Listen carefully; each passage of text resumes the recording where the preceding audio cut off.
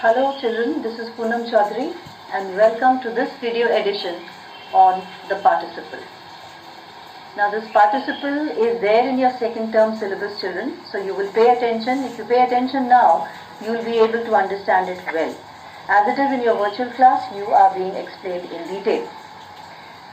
So what is a participle? The word which is partly a verb and partly an adjective in its use is called a participle.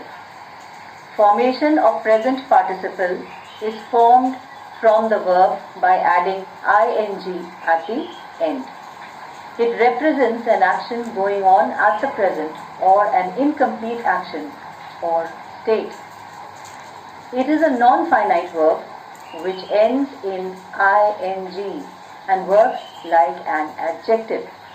Now you must know how is it that you should use the two kinds of participle. One is the present participle, the other is the past participle. So we begin with the uses of the present participle. The uses of the present participle can be done as an adjective placed before the noun it qualifies.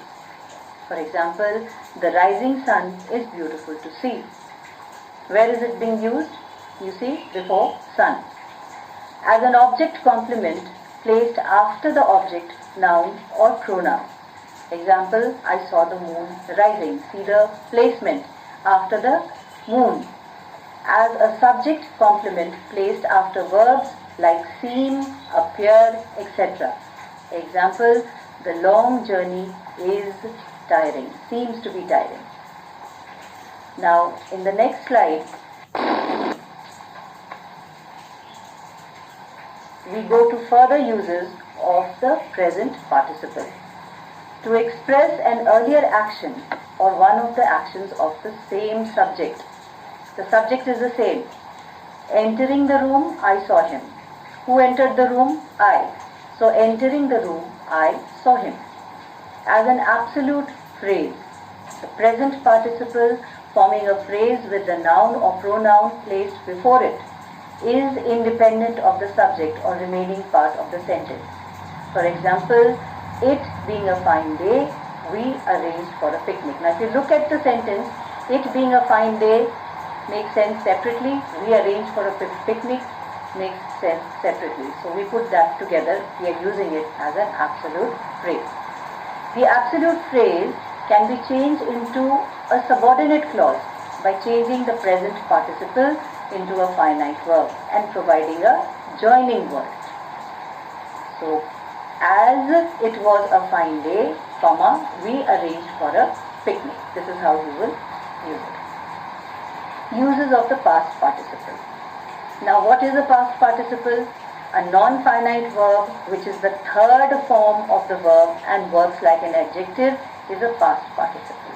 For example, driven by hunger, he killed himself. You have to look at the word driven.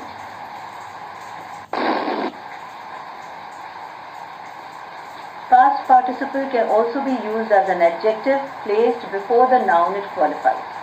Now you see in the example, a burnt child dreads fire. Okay, so the child and a burnt child, so it's used as an adjective. As an object complement placed after the object, the noun or pronoun. Example, I found him tired. I found him being a pronoun, and after that we have used the word tired. As a subject complement placed after verbs like be, see, appear, etc. As an adjective phrase generally put after the noun it qualifies. Example, books read in childhood are forgotten. Adjective phrase, books read in childhood are forgotten. To express an earlier action of the same subject. Example, beaten by the enemy, the soldiers fled. Who were beaten by the enemies? The soldiers. And then the soldiers fled. So, expressing an earlier action of the same subject. So, beaten by the enemy, the soldiers fled. To form the passive voice, you have to use be plus past participle. For example, a bridge is being built. Okay, children? Now, I have given you one solved example. Just look at it.